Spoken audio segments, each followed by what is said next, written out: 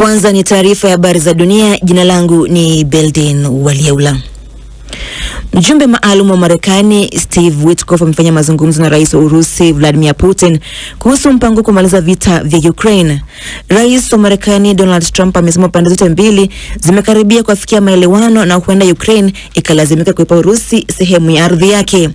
Meya wa mji wa Kiev amesema Ukraine inafaa kukubali kuiachia Urusi eneo la Crimea, lakini kuna uwezekano Putin akataka maeneo ya Ukraine ambayo ameyateka na yako chini ya udhibiti wa Urusi, pendekezo ambalo rais wa Ukraine amelipinga.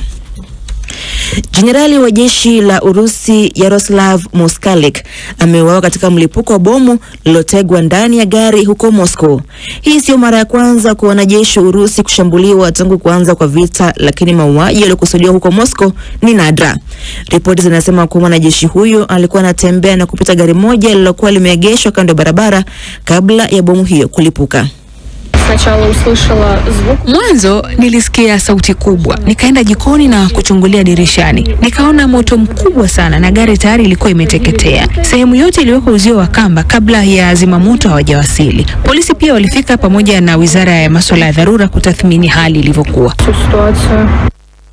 Shirika la kutoa misaada nchini Sudan la Norwegian Refugee Council limesema watu wengi wanaokimbia makwao baada ya uvamizi kutoka vikosi vya Rapid Support Forces wamefariki kwa njaa na kiu ambayo imechangiwa na joto kali na lopita nyuzi joto zaidi ya 40.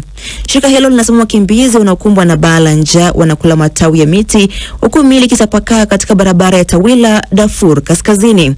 Nalo shirika la mpango wa chakula duniani WFP linasema litapunguza utoaji wa chakula cha msaada katika maeneo yanayokumbwa na njaa nchini Sudan kutokana na kupungua kwa ufadhili.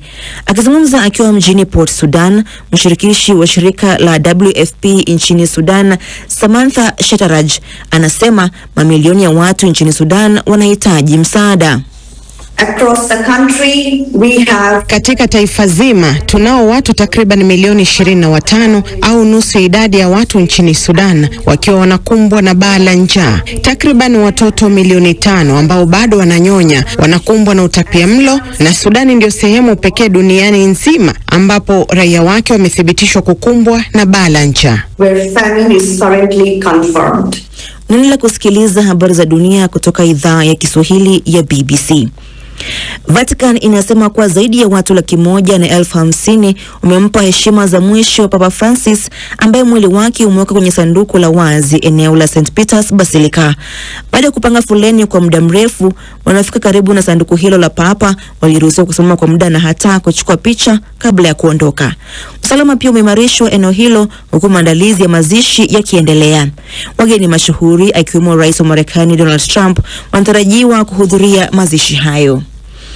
Na vyanzo vimeliambia shirika la habari la Reuters kwamba Rwanda na Jamhuri ya Kidemokrasia ya Kongo zinapanga kutia saini makubaliano ili kuendeleza amani na maendeleo ya kiuchumi, ikiwa ni sehemu ya msukumo wa kidiplomasia wa kukomesha ghasia baada ya waasi wanaodaiwa kuungwa mkono na Rwanda kuendeleza mapigano huko mashariki mwa Jamhuri ya Kidemokrasia ya Kongo.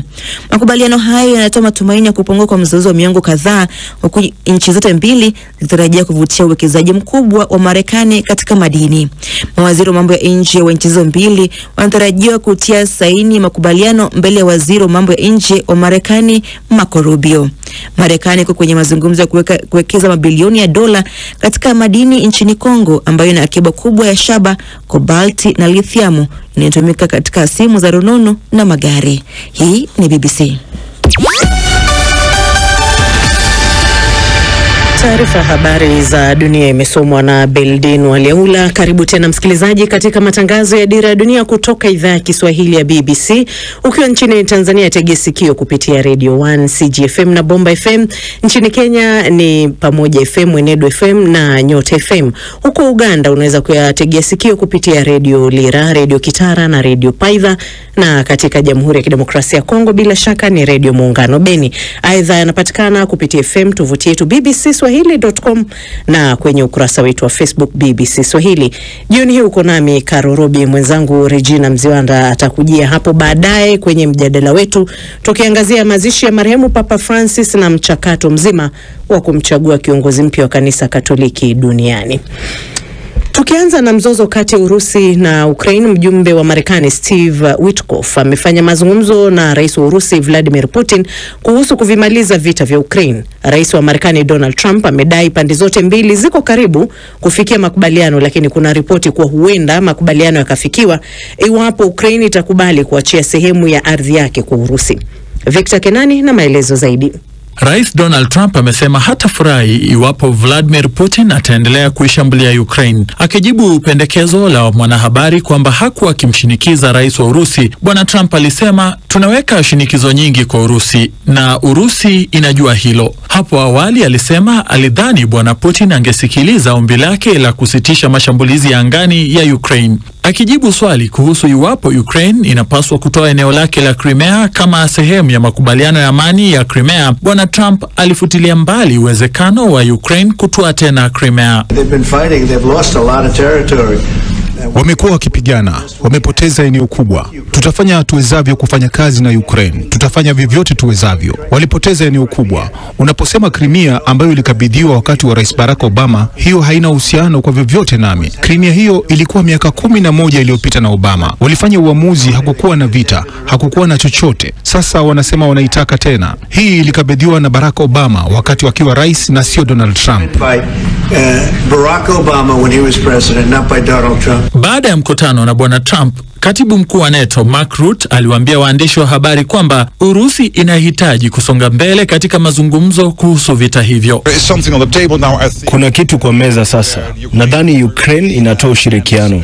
Sasa ni muda wa Urusi pia kuwajibika. Katika mahojiano na shirika la habari la CBS, waziri wa mambo ya nje wa Urusi Sergei Lavrov alisema mazungumzo yalikuwa kwenye mkondo sahihi. Rais wa Marekani anaamini, na nadhani ni sawa kufanya hivyo, kwamba tunaelekea katika mwelekeo sahihi. Kauli ya rais inataja makubaliano na tuko tayari kufikia makubaliano, lakini bado kuna baadhi ya vipengele maalum vya mpango huu ambavyo vinahitaji kupangwa vizuri. Wakati huo huo, Urusi inasema mashambulizi mabaya ya Urusi ya hivi punde na matakwa yake ya ardhi yanaonyesha Moscow ndio kikwazo halisi cha amani. Rais Volodymyr Zelensky amekatisha ziara yake nchini Afrika Kusini kutokana na mashambulizi hayo. Akizungumza katika mkutano na waandishi wa habari pamoja na Rais Ramaphosa mjini Pretoria, Bwana Zelensky alisema ni muhimu kukumbuka kwamba raia wa Ukraine ndio wanaoteseka na mashambulizi ya Urusi. Haifanyiki hivyo. Ikiwa Urusi itasema iko tayari kusitisha mapigano, lazima ikomeshe mashambulizi makubwa dhidi ya Ukraine. Lakini subira, ni watu wa Ukraine ambao wanaishiwa na subira, kwa sababu ni sisi tunaoshambuliwa na si mtu mwingine yeyote. Rais Trump hapo awali alimshutumu Rais Zelensky kwa kupinga amani kwa kukataa kukabidhi ardhi kwa Urusi. Ikulu ya Kremlin imesema maoni ya kiongozi huyo wa Marekani yanawiana kabisa na msimamo wake. Marekani imetishia kujiondoa katika mchakato wa kutatua mzozo huo iwapo hakutapigwa hatua zozote za kufikia makubaliano. Victor Kenani, Dira ya Dunia, BBC.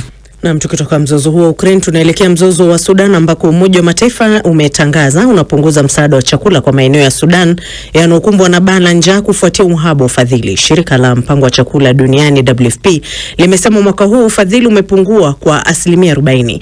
Nalo shirika la kimataifa la kutoa misaada ya kiutu la Norwegian Refugee Council limeiambia BBC kuwa watu wanaokimbia mapigano Darfur wanakufa kwa njaa na kiu, huku viwango vya joto vikipindukia nyuzi joto 40. Nastia Mohamed na kuarifu zaidi. Shirika moja linalotoa misaada nchini Sudan limeambia BBC kwamba watu wengi wanaokimbia wanamgambo wa RSF wamefariki kutokana na njaa, kiu na joto linalozidi nyuzi joto 40. Baraza la shirika la kimataifa la kutoa misaada la Norwegian Refugee Council limesema wakimbizi wenye njaa walikuwa wakila majani na mili imetapaka katika barabara kuu katika mji wa Tawila kaskazini mwa Darfur. Haya yakijiri, Umoja wa Mataifa unasema umepunguza misaada ya chakula unaoweza kutoa katika maeneo yaliyo waliokumbwa na njaa nchini Sudan kutokana na matatizo ya ufadhili ambaye hayajawahi kushuhudiwa. Msemaji wa shirika la mpango wa chakula duniani alisema ufadhili wa chakula umepungua kwa 40%. Mkuu wa operesheni wa shirika hilo la Norwegian Refugee vilevile amesema mashirika ya misaada katika mji wa Tawila yamezidiwa baada ya kuwasili kwa zaidi ya watu 100,000 wanaokimbia mapigano kaskazini mwa Darfur. Noah Taylor alisema watu wanaofika Tawila wamekuwa wakielezea matukio yaliyowakumba ambayo yanahuzunisha. Habari ambazo tunazisikia ni mbaya sana na ni za kutisha. Watu wanakufa na kiu, watu wanatembea kwa umbali wa kilomita 40 na kufa wanapofika. Tulizungumza na familia iliyotuambia juu ya msichana ambaye alikuwa ametembea kwa miguu peke yake kutoka El Fashir. Alibakwa mara kwa mara akiwa njiani, kisha akafa kwa majeraha yake alipofika Tawila. Inasikitisha. Shirika la mpango wa chakula duniani linasema ni muhimu kwamba wafadhili wasaidie wakati ambapo mzozo unaongezeka na watu waliohamishwa wanaongezeka. Akizungumza kutoka Port Sudan, ratibu wa dharura wa shirika hilo WFP nchini Sudan, Samantha Chattaraj, katika kikao na waandishi wa habari mjini Geneva, amesema kwamba mamilioni ya watu wanahitaji msaada. Kote nchini tuna karibu watu milioni 25 ambao wanakabiliwa na njaa kali. Takriban watoto milioni 5 na akina mama wanaonyonyesha wana utapiamlo. Na Sudan ndio mahali pekee duniani ambapo njaa imethibitishwa kwa sasa. Kundi la wanamgambo wa RSF kinadaiwa kuua takriban watu 74 na kujeruhi wengine 178 tarehe 24 Aprili katika kijiji kilicho kusini mwa jimbo la Kordofan Magharibi. Haya ni kulingana na tovuti ya Sudan Tribune. Kikosi hicho kilivamia kijiji hicho na kuwaua watu 74 wakiwemo watoto 12 na wanawake 9 huku wengine 178 wakijeruhiwa. RSF ambayo inadhibiti sehemu kubwa ya Kordofan Magharibi haijajibu au kusema chochote kuhusu madai hayo. Nastia Mohamed, Dira ya Dunia, BBC.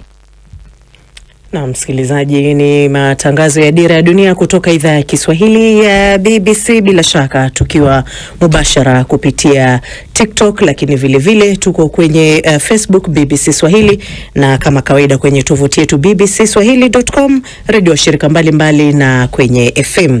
Tukisonga mbele, makao makuu ya kanisa Katoliki Vatican imesema kwamba zaidi ya watu 150,000 wametoa heshima zao za mwisho kwa Papa Francis ambaye mwili wake umelazwa kwenye jeneza lilowazi katika kanisa la Mtakatifu Petro. Baada ya kupanga foleni kwa masaa mengi, waombolezaji wanapita kwenye jeneza ambapo wanaruhusiwa kusimama kwa muda mfupi na hata kupiga picha. Taratibu kali za kiusalama zinaendelea kabla ya mazishi hapo kesho Jumamosi, ambayo yatahudhuriwa na viongozi mbalimbali wakiwemo wakuu wa nchi na wafalme. Anthony Nrungu yuko katika Vatican na alitueleza hali ilivyokuwa mchana wa leo. Na niko kwenye kanisa la St. Peter's ambapo maelfu na maelfu ya watu wanazidi kuingia hapa angalau kuona mwili wa Papa kwa mara ya mwisho. Na kwenye kanisa hili hapa ndipo Papa Francis alikuwa akiongoza misa kila Jumapili, na alisema kwamba hangetaka kuzikwa hapa. Kuna mapapa wengi ambao wamezikwa katika eneo hili, lakini yeye alisema hangetaka kuzikwa hapa, na badala yake akachagua kanisa lingine ambalo liko takriban kilomita 4 kutoka hapa, ambalo linaitwa St. Mary Maggiore, na ni kanisa la kipekee ambalo lina ukumbusho wa mama mza Yesu ama Mtakatifu Maria. Na Papa Francis alikuwa na ushirikiano mzuri, ama alikuwa anapendelea sana wakati wa kuomba kuhusisha jina la Mama Maria, na hapo ndipo kila wakati akifanya safari yoyote, tuseme kwenda Sudan Kusini, kwenda DRC, safari yoyote alikuwa akienda kwenye kanisa hili kuombea hiyo safari, na akirudi angeenda pale. Kumbuka kwamba hakuna yeyote ataruhusiwa kuingia kwenye lile kanisa, ama hafla ya mazishi itakuwa imefungiwa. Ni watu wachache sana ama viongozi wa kidini watakuwa pale ndani, na picha mwisho ambayo watu wataona ni jeneza likiingia kwenye lile kanisa. Hivyo basi katika eneo hili watu wanakuja kwa mara ya mwisho, kwa sababu leo jioni ama Ijumaa jioni shughuli zozote za kuona mwili wa Papa zitafungwa. Na nchi kadhaa barani Afrika zimefanya misa maalum ya wafu kwa ajili ya Papa Francis, wakitambua uhusiano wake wa kina na bara la Afrika na sauti yake kuwatetea maskini, kushinikiza amani na haki za kibinadamu. Michael Kaloki alihudhuria misa iliyofanyika hii leo katika kanisa la Holy Family Basilica jijini Nairobi. Niko hapa nje ya kanisa Katoliki la Holy Family Basilica jijini Nairobi, ambapo misa maalum ya maombi kufuatia kifo cha Papa Francis inaendelea. Wacha niingie ndani nisikize yanayoendelea.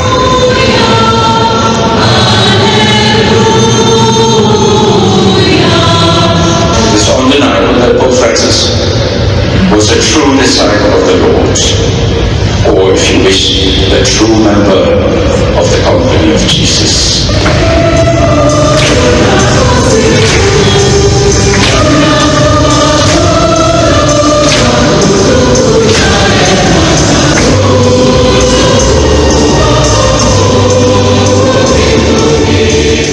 Misa sasa imekamilika. Wacha nione kama naweza kuzungumza na baadhi ya washirika waliohudhuria misa hii. Dada, habari ya leo. Unamkumbuka Papa Francis vipi? Kwa majina naitwa Vanessa Ngugi. Mimi ni mshirika wa hapa Holy Family Basilica. Nimekuwa nikimuona, alikuwa mpenda watoto sana, alikuwa mpenda vijana sana, na alikuwa mpenda watu. Uwe na hela, ukose, uwe nani, alikuwa anapenda kila mtu akiwa sawa. Kwa majina naitwa Frida Nafula. Namkumbuka Papa Francis kama mmoja wa wale mtu wa Mungu mwenye alikuwa anatupa matumaini, na alikuwa na mapenzi sana kwa kila mmoja, na hakuwa anabagua, uwe Muislamu, uwe Mkatoliki, uwe Muanglican, yeye watu wote walikuwa binadamu, walikuwa watu wa Mungu. Mimi naitwa Joseph Luania. Tunashukuru sana kwa kuwa alikuwa anashughulika kwa mambo ya wale wasiojiweza na watu wa chini sana. Tunashukuru pia kwa kuwa sisi kama Wakatoliki hapa Kenya tumepata fursa ya kuweza kuomboleza kifo chake katika hii misa ambayo imekuwa hapa Holy Family Basilica. Ningependa pia nipate maoni ya baadhi ya waliohudhuria misa hii kuhusu matarajio yao ya papa atakayechaguliwa. Mimi kwa majina naitwa Valentine Claire Barasa.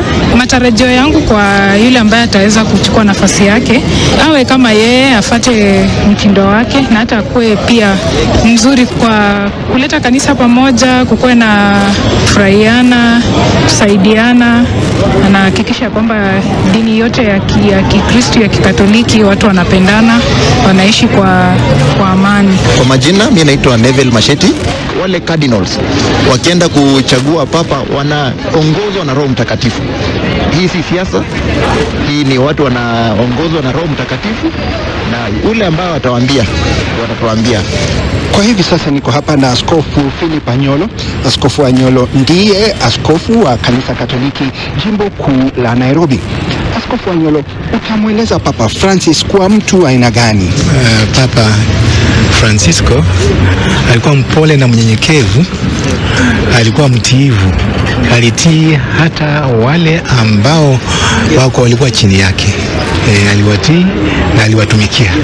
Huyo mpokea katika uwanja wa Jomo Kenyatta alipozuru Kenya mwaka 2015. Tulimpokea Jomo Kenyatta International. Nikaweka kwa gari, wote nikaenda na maaskofu na makardinali waliokuwa wamekuja pamoja naye na wengine waliokuwa wasaidizi wake. Alifanya mambo ya kuhusu sisi wote wa Kenya ya muhimu sana, kwa sababu ishara ya kutembelea wale maskini ilikuwa ni ishara nzuri ya Ukristo. Tulisikia katika misa kwamba alipofika Kenya hakutaka kupelekwa na gari kubwa. Alikuwa na gari ndogo kutoka kwa airport. Alikuwa na Honda, ilikuwa ni chaguo lake, na hivi ndivyo alipenda kweli. Hakutaka gari kubwa. Hata gari kubwa. Tulikuwa na gari kubwa. Gari kubwa liko kwangu saizi. Hiyo Papa Mopili. Lakini atumia kidogo tu, alafu akaondoka likakaa kwenye military barracks. Alafu juzi limeletwa liko kwa nyumba ya askofu. Na msikilizaji, sijui wewe utamkumbuka vipi Papa Francis wakati wa uhai wake? Ni kipi ambacho unahisi utamkumbuka nalo daima? Tuandikie kwenye mitandao yetu ya kijamii. Unaweza kuandika kwenye TikTok, lakini vile pia unaweza kutuandikia kwenye ukurasa wetu wa Facebook, na kama kawaida bila shaka tukipata muda tutakuwa na budi bali kusoma baadhi ya maoni yako. Tukiachana na hayo na tukiangazia taarifa nyingine, bunge la Senate nchini Pakistan limekanusha shutuma za India kwamba Pakistan ilihusika na shambulizi dhidi ya watalii huko India katika eneo linalosimamiwa la Kashmir hapo siku ya Jumanne. India inasema washambuliaji wawili kati ya 4 walikuwa Pakistan. Phyllis Mote anaeleza zaidi. Kwenye azimio lililoafikiwa kwa kauli moja, maafisa walisema kwamba madai ya India yalikusudiwa kuichafua serikali ya Pakistan. Na akizungumza kwenye bunge la nchi hiyo, waziri wa mambo ya nje wa Pakistan Ishaq Dar alipuuzilia mbali madai ya India na kusema kwamba ni kashfa tu ya kuichafulia jina. The National Security Committee underscored. Kamati ya usalama wa kitaifa ilisisitiza kwamba Pakistan, vikosi vyake vilivyo na silaha vinasalia na uwezo kamili na tayari kutetea uhuru wake na uadilifu wa eneo hili dhidi ya adui yeyote kama ilivyoonekana wazi kwa majibu yake thabiti dhidi ya uvamizi wa India wa Februari mwaka wa 2019. In February 2019. Na katika mkutano wa waandishi wa habari mjini Islamabad, msemaji wa wizara ya mambo ya nje wa Pakistan Shafkat Ali Khan alisema kwamba taifa hilo, kama ilivyokuwa katika mizozo ya awali na India, liko tayari kutetea uhuru wake. Seneti ya Pakistan inalaani ugaidi wa aina yoyote au udhihirisho wowote na inasisitiza kwamba mauaji ya watu wasio na hatia ni kinyume na maadili yaliyoidhinishwa na Pakistan.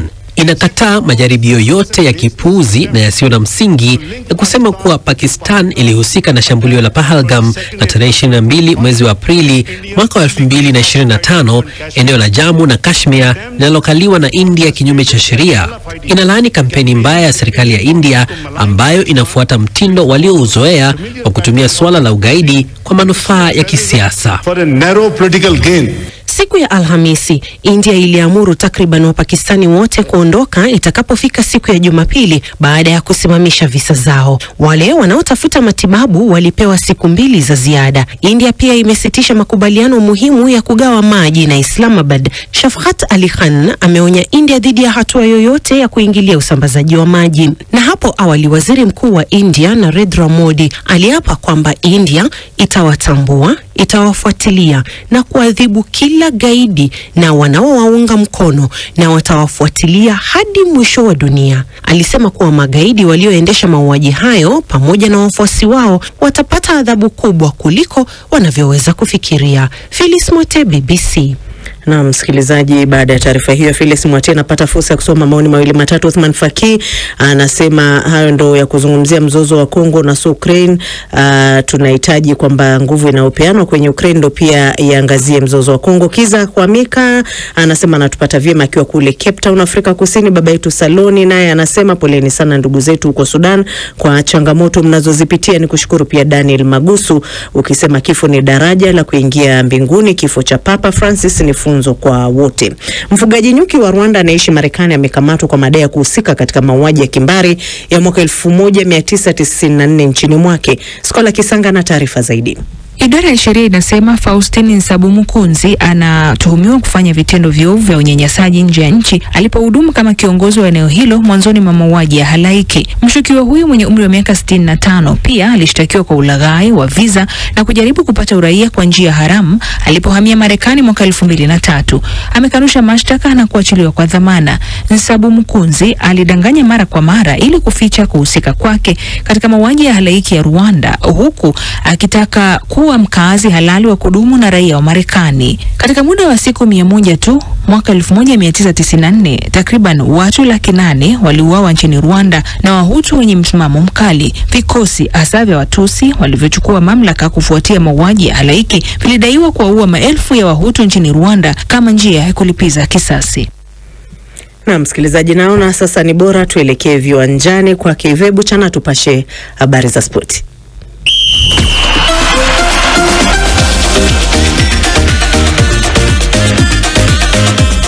Naam, Junguni United ya daraja la kwanza Zanzibar imetangaza kuwatimua wachezaji wake 7 baada ya kuwapata na hatia ya kubashiri matokeo. Junguni inashika nafasi ya 12 katika ligi ya Zanzibar kati ya timu 16. Mapema nimezungumza na meneja wa klabu hiyo. Naitwa Sultan Isa, meneja wa timu ya Junguni United. Tulifanya uchunguzi lakini tukajiridhisha kwamba hao wachezaji tajwa ambao ni wachezaji 7 wanajihusisha na masuala ya michezo ya kubashiri ambao wanatumiwa na watu ambao wako nje ya klabu. Kwa maana kuna sponsor ambaye anawashawishi na kukubali kuingia makubaliana nao, anaweka mzigo au anaenda kutoa matokeo ambao wanayataka.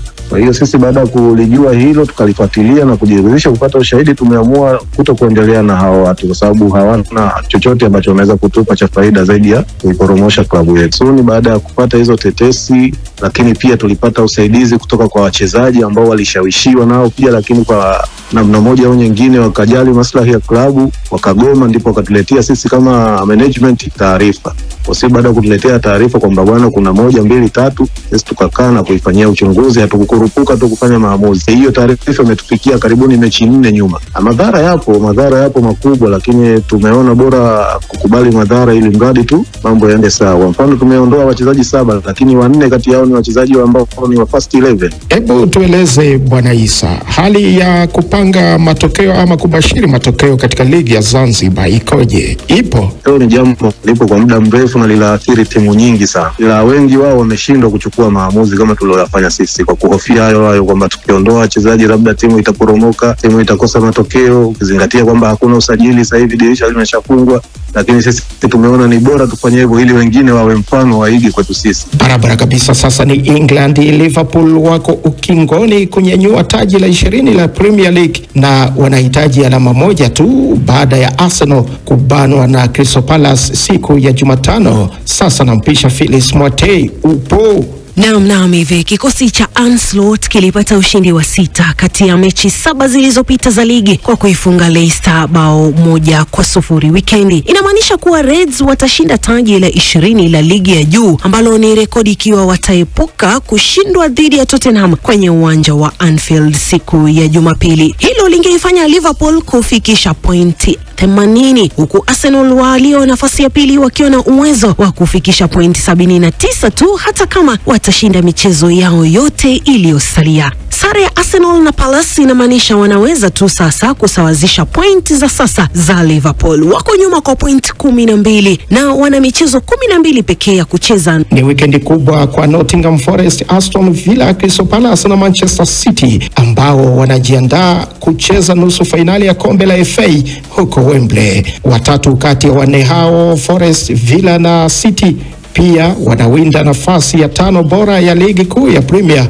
ambayo itahakikisha nafasi ya ligi ya mabingwa msimu ujao. Lakini nini muhimu zaidi, kushinda kombe la FA au kufuzu kwa ligi ya mabingwa Ulaya? Phyllis. Na siku ya Jumamosi Crystal Palace itamenyana na Aston Villa katika nusu fainali ya kwanza. Siku inayofuata Nottingham Forest itamenyana na Manchester City kuwania kufuzu fainali. Wakati washindi wa fainali hiyo kubwa ya kandanda ya England katika uwanja wa Wembley tarehe 17 mwezi wa Mei wanahakikishiwa taji kubwa pamoja na nafasi ya kushiriki ligi ya Europa msimu ujao. Kumaliza katika nafasi ya 5 bora kwenye ligi ya Premier kuna wahakikishia angalau mechi 8 katika mashindano ya vilabu bora barani Ulaya, yani Champions League. Crystal Palace ndiyo timu pekee kati ya timu 4 zilizosalia ambayo haijashinda kombe la FA, lakini wakati Manchester City wameshinda fainali 2 kati ya 6 zilizopita. Ni zaidi ya miaka 60 tangu Aston Villa na Nottingham Forest kunyanyua taji hilo la kifahari. Villa wanaweza kuwa washindi mara 7, lakini ushindi wao wa mwisho wa kombe la FA ulikuwa mwaka 1956-57. Washindi mara 2 Forest